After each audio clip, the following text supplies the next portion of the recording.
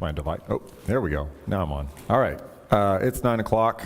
Let's get started with our Bible study this morning. We're going to be picking up with the second half of Genesis chapter 4 today, and then we're going to finish all the way through chapter 5.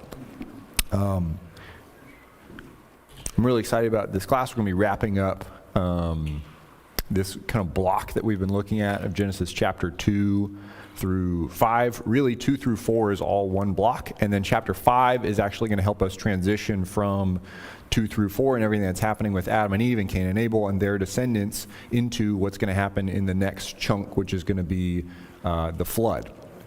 So today we're going to wrap up this section, and then we're going to start transitioning into the flood. Just by way of reminder, before I forget, what you're going to want to do between now and Wednesday is reread Genesis 1 through 5. Be looking for unanswered questions that you want to explore more.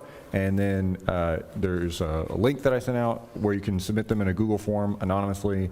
You can scan the QR code that's on this thingy and submit them at the form. You can just talk to me and Michael too if you want to do that. But I thought maybe people, if they've got really spicy questions like where did Cain get his wife, they can submit those anonymously, and then we won't be able to call you out for that. Okay, let's begin with a prayer and then we'll get started. Father, we are so thankful for your word that you have given to us to guide us to know good and evil according to your will, so that we could seek good on your terms. We pray that you would bless us to understand your word and to draw closer to you and to one another through our study. We thank you for Christ, and it's in his name we pray. Amen. Alrighty. So the first thing we're going to do is we're going to read the second half of Genesis chapter 4. And if you remember kind of where we've been so far in Genesis, is things have just gone from bad to worse for humanity. We start out really good, right? That God has created this beautiful garden for man to live in, and man is charged with having dominion over God's creation, and then one rebellious act changes everything, and Adam and Eve are separated from God and banished from the garden, and now are living in a cursed world where they have to deal with the consequences and the ramifications of their own sin. But there's this moment of hope where there's this prophecy that somebody descended from them is going to crush this deceptive serpent who has led them into this. And at the beginning of chapter 4, we have this moment where, okay, now we've had 2 offspring of the woman born. Is one of these sons going to be the one who's going to crush the serpent? And tragically, what happens is we lose both of those brothers because one of them kills the other one and effectively switches sides and becomes a spiritual offspring of the serpent himself. And so now what we're going to be looking at as we go through the rest of Genesis 4 is what is going to happen to Cain and his descendants. And really the question is, what is going to be the fate of humanity now that things seem to be going so sideways? All right, so let's pick up in Genesis 4 and verse 17. Cain knew his wife, and she conceived and bore Enoch. When he built a city, he called the name of the city after the name of his son, Enoch. To Enoch was born Arad, and Arad fathered Mehujael, and Mehujael fathered Methushael, and Methushael fathered Lamech. And Lamech took 2 wives. The name of the one was Ada, and the name of the other Zillah. Ada bore Jabal. He was the father of those who dwell in tents and have livestock. His brother's name was Jubal. He was the father of all those who play the lyre and pipe.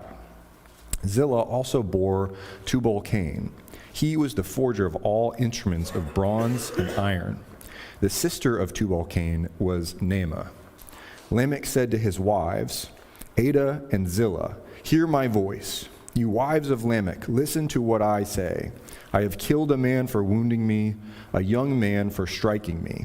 If Cain's revenge is 7-fold, then Lamech's is 77-fold. And Adam knew his wife again, and she bore a son and called his name Seth. For she said, God has appointed for me another offspring instead of Abel, for Cain killed him. To Seth also a son was born, and he called his name Enosh. At that time people began to call upon the name of the Lord. All right, so the first thing I want us to consider here is just what Cain does after he leaves the presence of God. If you remember in verse 16, God, or in the previous verses, God curses Cain away from the ground, and he says, you're going to be a wanderer and a fugitive. And so in verse 16, we see Cain go away from the presence of the Lord and settle in the land of Nod. And Nod in Hebrew means wandering. So he settles in the land of wandering east of Eden. And the next thing he does is he builds a city and has all of these descendants. So the first thing I want us to think about is it good or bad that Cain builds a city? What do you guys think?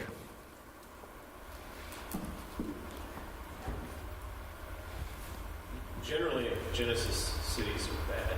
Okay, so why do you say that?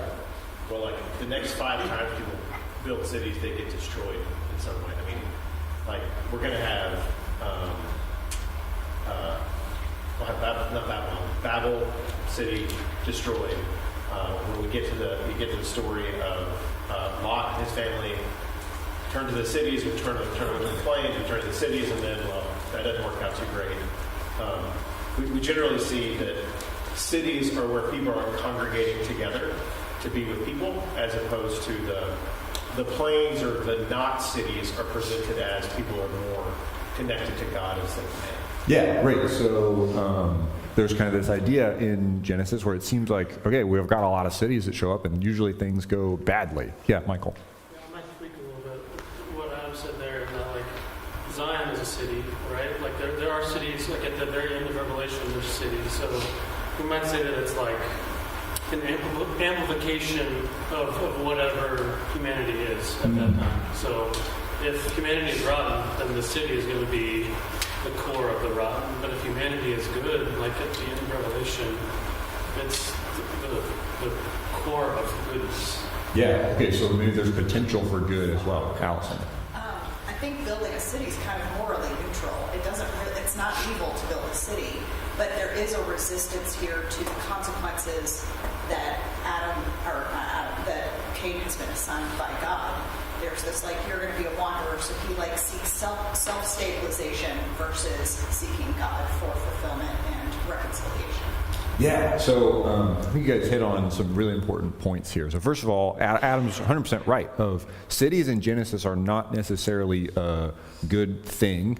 Cain's not a good guy, and so seeing him build a city makes us think maybe, maybe that should help me understand what's happening here. And I like Allison's point that really what Cain is doing is kind of trying to figure out how do I deal with this new curse, right? That's what a city is economically, is basically instead of me living on my own plot of land and I'm farming and everything feeds me myself, I can get together with a bunch of different people and we can have a butcher and a baker and a candlestick maker, and we can all specialize, and then I don't have to be good at that thing. I can just be good at my thing. I don't have to be good at farming. I can just do whatever else I'm going to do, and then I can use what I have and trade with you, right? So that's kind of what cities are. So you can imagine if you're Cain and now you can't farm, well, let me build a city, and then maybe I can kind of work around this problem that I have. I think Allison brings up a good point of this is Cain working around his new circumstances because of his sin.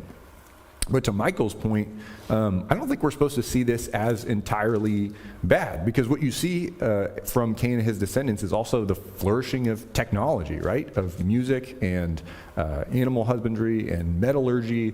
These technologies arise because of the city. And so I think we can also see, okay, well, good things can be magnified in a city. We'll talk about this more when we get to the story about the Tower of Babel. But I think what we should see is kind of a complicated picture of cities that needs to be redeemed, right? That cities can be a place where the worst of humanity flourishes, and you've got all of these people who are evil together, and it kind of creates this melting pot of evil like we see manifested in Sodom and Gomorrah. But you can also see, like Michael was pointing out, that the picture in Revelation of the new heavens and new earth is a heavenly city. That the ultimate vision of life with God is depicted as God redeeming the city, right? And I think that is important for us because we all live in a major metro area. Like, we're not out in the country. We're attached to a major metro area and a city, and we've got to deal with the ramifications of life in a human city, and probably understanding how cities affect us spiritually is significant. The other thing I just want to call out really quick is you see all these technologies spring up, right? And that's a pretty stark contrast from the human mythologies of the day, right? That the beliefs of the other nations around Israel would have been, yeah, we got all these things from the gods. Like, they're the ones who showed us how to do metalworking and things of that nature. And so Moses here in Genesis 4 presents a pretty clear picture of, no, like, humans invented this. This is not some sort of mystical gift from idolatrous false gods. This is something that humans invented, and that's good. And it emphasizes talents that people have that Yeah. pass on to their children, usually. Yeah. But at the same time, that technology that humans created can be used for good or evil, right? Like, one of these descendants of Lamech, Tubal-Cain, he's the guy who invents metalworking. And just so happens that Lamech is a pretty violent guy. If your dad's a pretty violent guy and you're good at working metal, what kind of things do you think you're making with metal? Some weapons, yeah. So the technology can be good, like music. Everybody loves music. But also we've got technology that can lead to weapons of violence. Okay, let's talk about Lamech, because he's kind of an interesting figure in this story. What do you guys think Lamech shows us about the trajectory of humanity at this point in Genesis? David?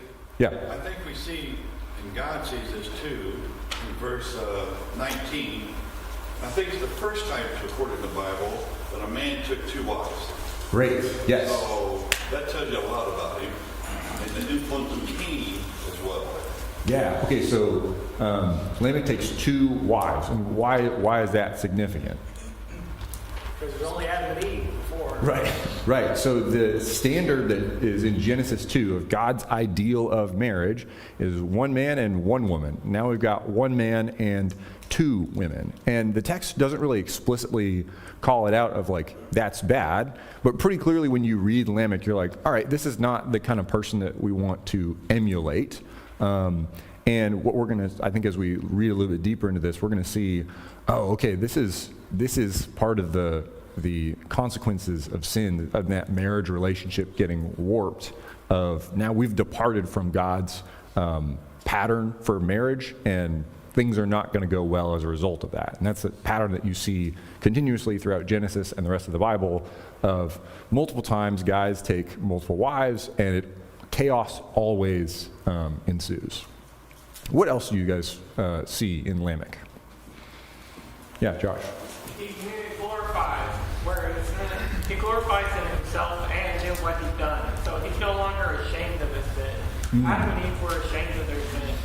He's like boasting, hey, I did this great sin, I'm proud of it. Yeah, so he's not trying to hide his sin at all. He's actually telling other people about the fact that he's killed other people. He's not ashamed of that. He is just letting people know, yeah, I'll kill you. What else about Lamech? Yeah, Melinda. He was aware of Cain. He knew Cain had done this first. Yeah. So could have been out of the way, could have been Cain's influence. Or there could have been people, other people that committed the violence. But he focused on Cain. He knew the consequences, and it's like, okay. Yeah. It seems it's like this family legacy that he's reveling in. Yeah, Emily. The idea of retributive justice here, like the very famous, like, an eye for an eye, a tooth for a tooth, wound for wound kind of thing, that was sort of a cap on like fairness in how much pain you can take back when somebody harms you.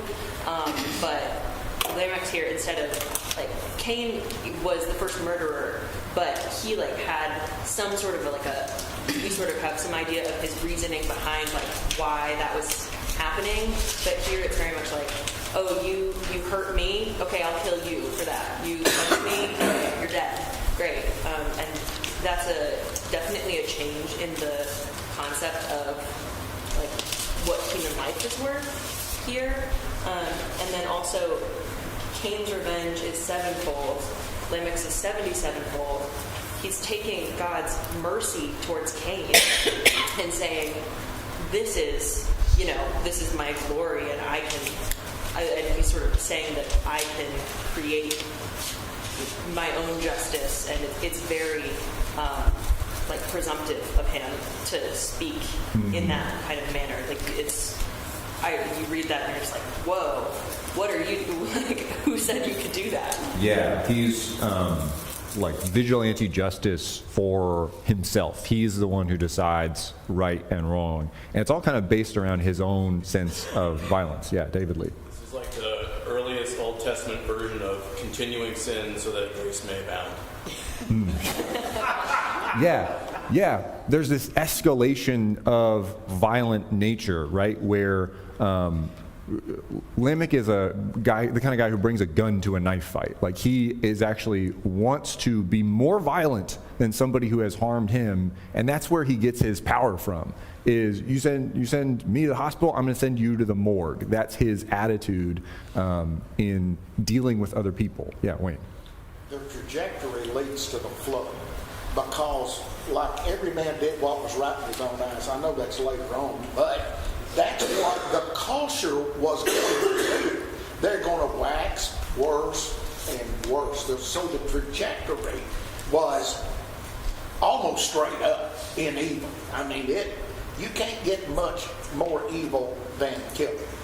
Great. Yeah. So I like your point that this trajectory of increasing and multiplying violence is eventually where we wind up with the flood, where God looks around and says, there's violence everywhere on the earth. We've got to do something about this. Yeah. I think this picture of escalated violence is pretty chilling, right? That we've gone from Cain, who's this sort of calculated murderer against a specific individual, to where Lamech is now saying, I'm just going to use violence as a means to get my way. I think that is a dangerous pattern, and it's probably also a pattern that we are not immune to. Probably we are not necessarily using physical violence against people a lot, because that's illegal in our society, and people don't want to go to jail, right? So there's a much less incentive to use violence than there was in ancient times. But do you ever use like hurtful things to try and get your way, right? You ever use hurtful words or hurtful behavior and try and kind of overpower somebody because if I can cause you harm, then you'll do what I want to do and act the way that I want you to act and do those things. Yeah, humans still do that kind of thing all the time. If we have power, whether it's physical power or some other kind of power, humans are incredibly tempted to use that to oppress other people and to get our way.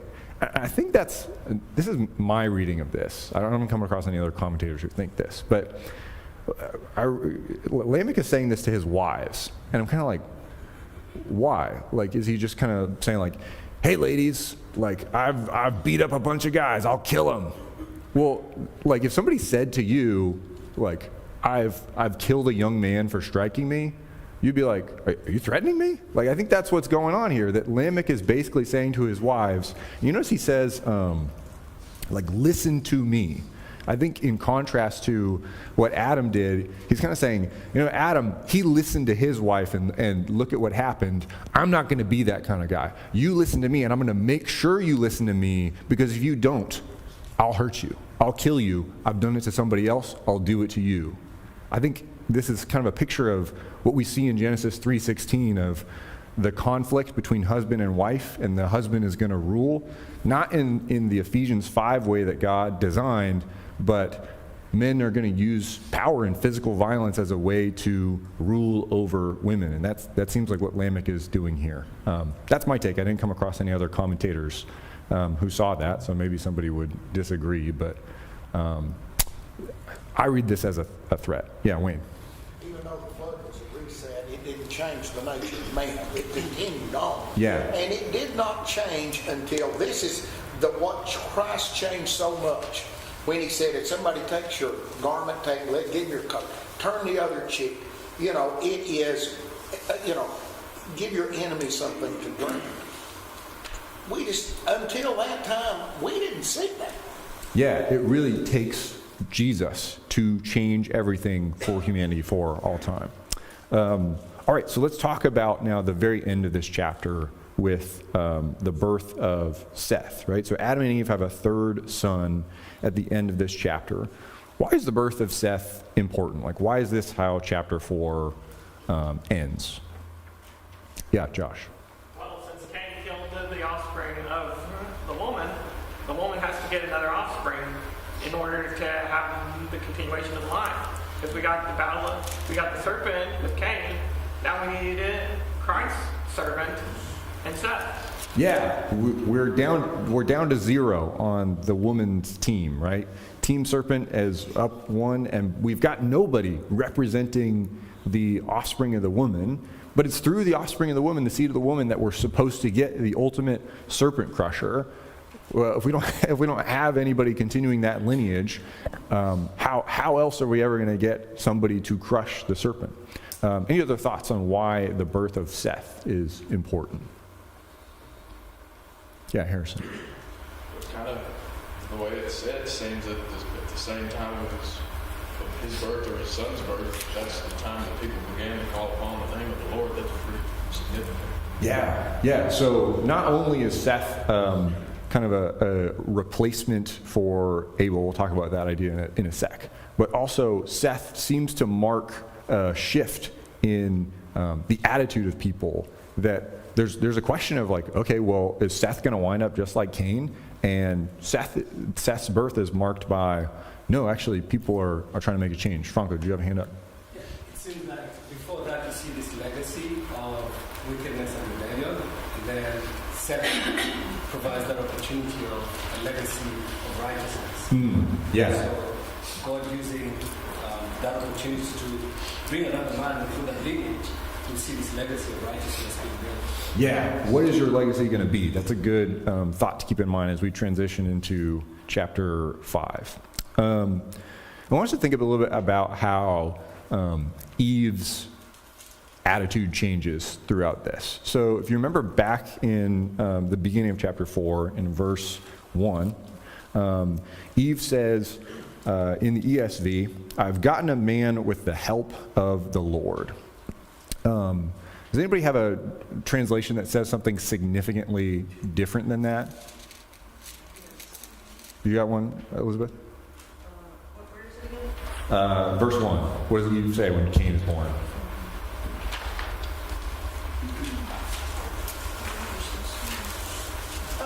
I have created a man just as the Lord did. Okay, yeah. So on one hand we've got, I've gotten a man with the help of the Lord. On the other hand we've got, I've created a man. What version is that? Is that the net?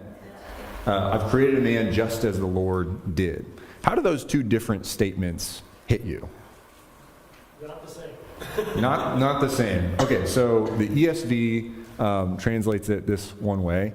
The net translates it this other way. How might our understanding of Eve's feeling change based on these two translations? And the NASB is probably the most literal, right? And that those italics are kind of helpful words that the translators have added. But the most literal translation is, "I've obtained a male with the Lord." You see how that's kind of ambiguous? Does that make sense? Okay. Hopefully what's obvious is there's two very different sentiments being expressed here. And I think ESV and the net are both kind of taking a line, trying to clarify a statement that is in the original Hebrew intentionally ambiguous of what is Eve really saying here, right? Is she saying, I've gotten a man, me and God have collaborated on this and God has given me this child? Or is she saying, oh, well, God created a man and now I've created a man too. I'm just like God in that.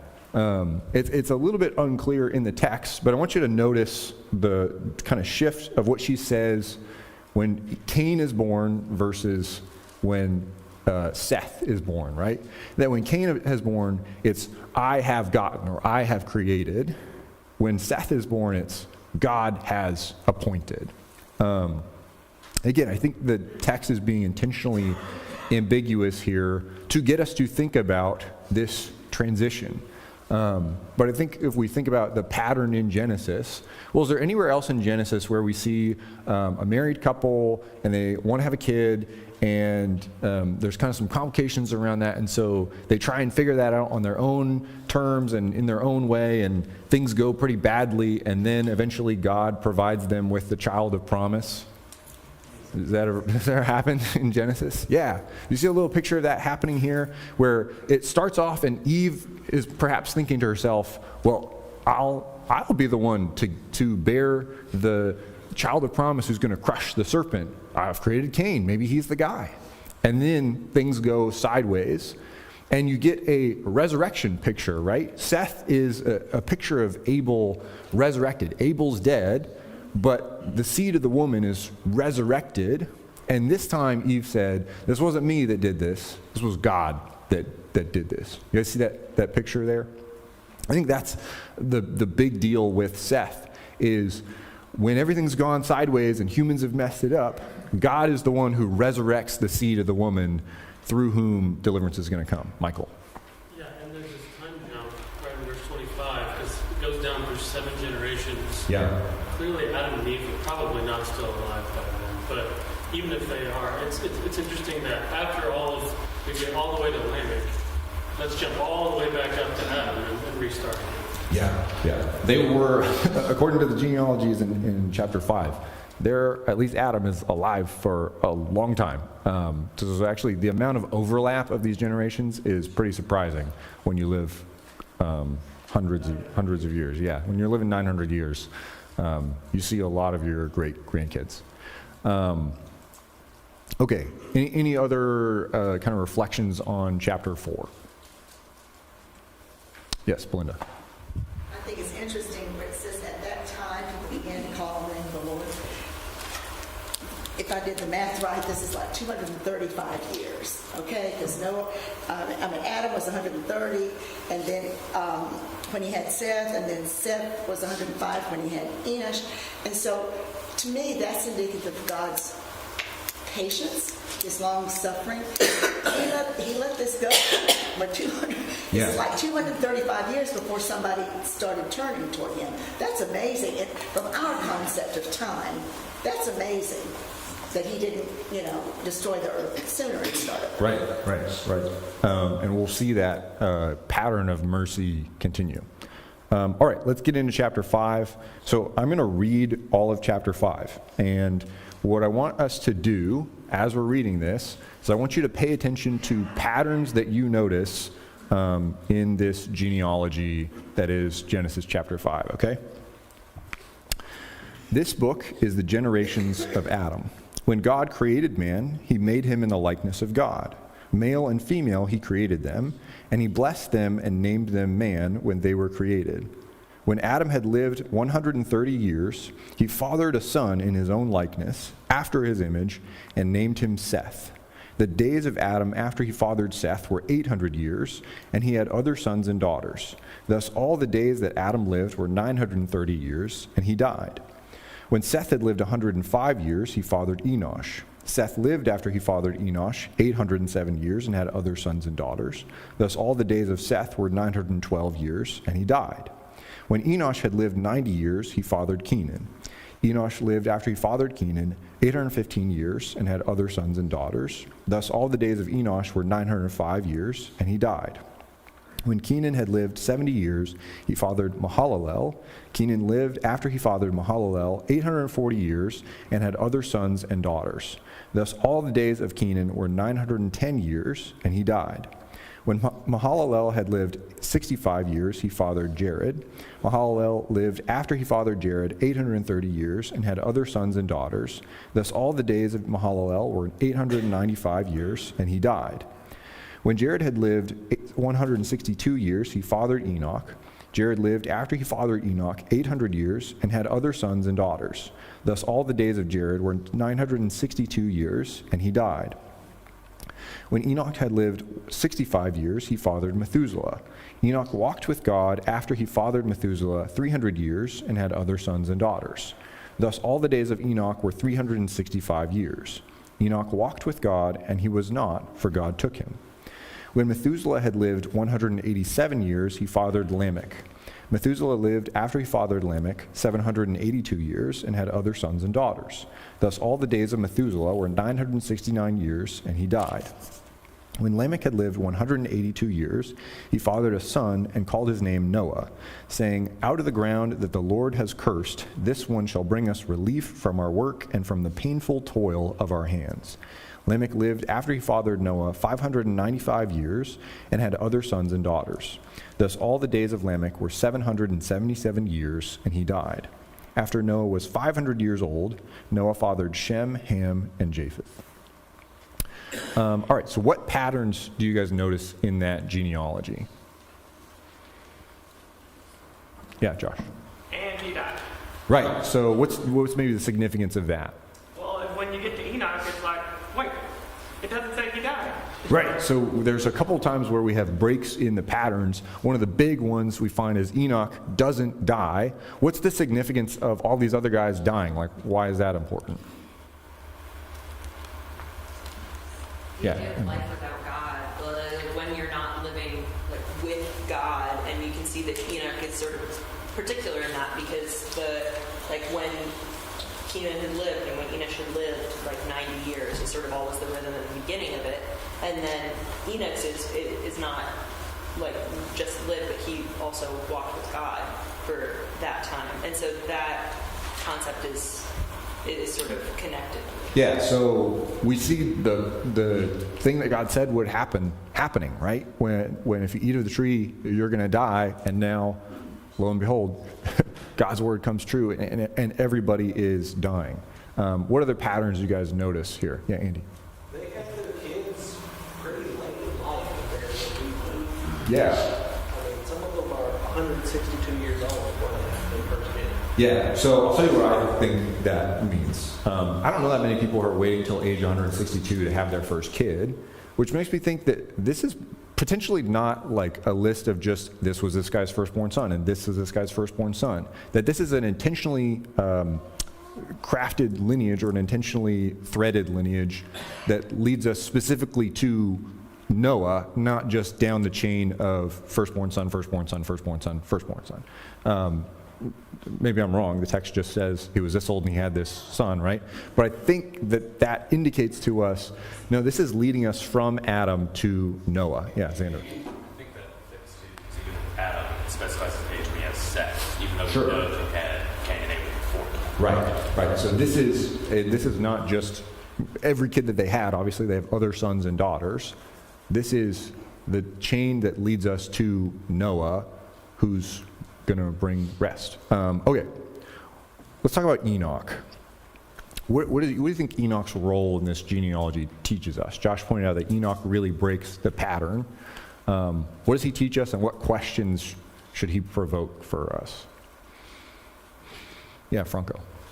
You see this pattern of death occurring, and then it leads to hope with God providing a way out. Yeah. And I think it's a pattern that you continue seeing in Genesis because it's really through Genesis, you rarely see repentance. You only see God's way of drawing man back to him. Yeah, so there's this pattern of everybody's dying, but then Enoch doesn't die, and that tells me, okay, it doesn't have to be that way. Like, there is some way that you can not die. Yeah, Michael. It is a version of Cain's line of that the seventh from Adam is Lamech. This awful dude. Seventh from Adam and Seth's line is Enoch. Yeah. That plays back all the way to Genesis 1, the idea of what is seven mean? Yeah, so Lamech from chapter 4 is also seventh from Adam through Cain. So these two guys are generationally parallel. What's happening in the seventh generation from Adam? Yeah, David Lee. Specific answer to either that question you just asked. So Okay. yeah, unless someone else answers that. Okay. What else do you guys think about Enoch? What maybe questions should Enoch provoke for us? Okay. To me, what seems like the most of this is what's not said. Okay. Just the total almost ambiguity of the entire situation, which I think one of the only confident conclusions we can arrive at is God is in control of this whole apparatus. regardless. Like, I can't imagine us being super confident about. We can speculate on a lot of this, but like with the interruption of this pattern of death, it's just clearly telling us that God is still in control. This whole life-death issue, and it's been that case from the very beginning. Okay, so you see that this is something that God is engaged with and is controlling. Wayne, you had a comment. My question is, what was so different about him? People started calling on calling on God. Well, that wasn't enough, obviously, because Enoch was somewhat different. He obviously followed God. But my question is, was he sinless? And I don't think anybody was sinless but Jesus that was ever created. So it is, there's just a quandary. Unsaid is a good way to put it. It just gives immense questions. Yeah, so the first big question we would ask is, okay, well, Enoch is the only guy in this list who doesn't die. What's the difference between Enoch and the other guys? He walks with God, right? So what is the next question that we should ask? What does it mean to walk with God, right? All right, what do you guys think about that? Yeah, Callie. Yeah, I was noticing the difference between, and he lived, and then after they had the job, and then walked with God after had a job. It's like, what's the difference between just living and walking with God? That feels like a toilet-scrubbing thought. Yes, Josh. There's a difference between going to church and just being like, sit in the pew, I can do what I want, and then the rest of the week being like, I'm going to actually live out what God's word. I'm going to take what the preacher said on Sunday and apply it to my life and live out what he said. Yeah, okay, great. So there's a certain level of commitment, we might say intimacy here, that's different, right? When you guys think about walking with God, does that remind you of Genesis 3 and God walking in the garden? That's what it's supposed to remind us of. Adam, you had a comment. So I get a little confused on some of these things, but if I remember correctly, so Cain is like put out of Eden, right? These guys haven't been put out of Eden, I don't think. Correct. So they're just outside the garden. What that implies a little bit is, the closer you are to the garden, the more able you are to have a close relationship with God. So part of what's interesting here is that it's not until Enoch that we hear about some of them walking with God. That this is a choice that they were able to make and not walk like God, like we talk about metaphorically. I have my walk with God and I trust in Him, but we have some idea that at least in the garden they could certainly walk with God. Yeah. Perhaps in Eden they still had some of that ability, but now there's been almost 1,000 years in these genealogies. It's around 700 or so when you kind of look at the lives and dies, or borns. Until someone decides that they're going to walk with God again, like Adam and Eve did before. All these other guys could have chosen to do that, but for some reason they didn't. Yeah, there's kind of a question of why aren't people? Yes. In Hebrews 11, when it talks about Enoch, it tells him, now before he was taken, he was commended as having pleased God. And it goes on to explain, without faith, it is impossible to please him. For whoever would draw near to God must believe that he exists and that he rewards those who seek him. So I think that helps explain a little bit of, about his walk, that he pleased God and had faith. Yeah, I think we're supposed to ask the question and then keep reading, right? So you get to Hebrews and beyond. That Genesis does not explain everything that is entailed in how you walk with God, right? It's not just kind of like you walk outside your front door and you're like, all right, God, let's take a stroll. I got my pedometer. It's like you got to kind of figure out what it takes to accomplish that. And maybe you should read the entire rest of the Bible to understand what that means. That's the question that's being provoked for us is, okay, walking with God leads to life. How do I do that? All right, The last thing I want us to look at, just because we're almost out of time, is what similarities and differences do you notice between this genealogy in chapter 5 and the list of Cain's descendants in chapter 4? Emily. The names, for one, very interesting. They are really similar. Yeah. And oftentimes they are unique, and you only hear the names here. Like Lamech is twice, and I think nowhere else in the Bible. Like Enoch is twice, and I don't know if it's anywhere else, but I don't think so. So like there's lots of like sort of rhyming names and all of that I don't totally get all of it because I don't know Hebrew. But I think that is really interesting. So you sort of get this idea of two mirrored lines and sort of like this mirrored half where one is one part and I think we're almost tempted when you see the genealogies and you're like, this is Cain's genealogy, this is Seth's genealogy, so this is the bad one and this is the good one. But there's good in Cain's line with some of the like the craft and the created and the like interesting things there. And all the people before Enoch are still alive during Enoch's time. But Enoch is noticeably different and better. And so I think we can be tempted to say, okay, so then goodness and badness is determined based on who your dad is and what your family has chosen. But that's actually not sort of the opposite, where it's like you can choose to follow God or not. But your family does impact that because you see that like Lamech clearly comes from Cain, Right. and the murderer begets the murderer. But that leads to no. Right, but it's a choice. I like the idea that these are two kind of parallel lines, and where are they each leading? What's the trajectory of each of them? Xander?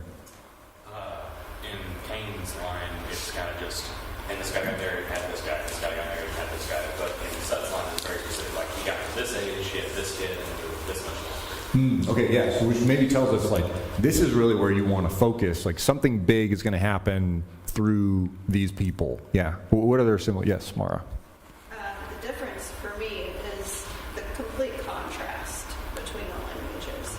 And that, for me, is chapter 5, 1 through 3, when it's talking about Seth was in the likeness and the image, and it comes back to that language that, even in verse 1, he made them in the likeness of God. So it's showing that this is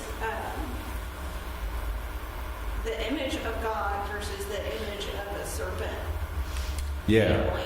Yeah, it's kind of interesting the text goes out of its way to recount for a third time the creation of man, and it kind of skips over all of the bad stuff that's happened and everything going sideways. It's just like, God created man, male and female, in his image, blessed them, and then Adam had a son in his image, and it was Seth, right? And it skips over everything bad that has happened and kind of leaves that blank, almost as if to say, all right, like, here's a retelling of this that focuses on a different trajectory.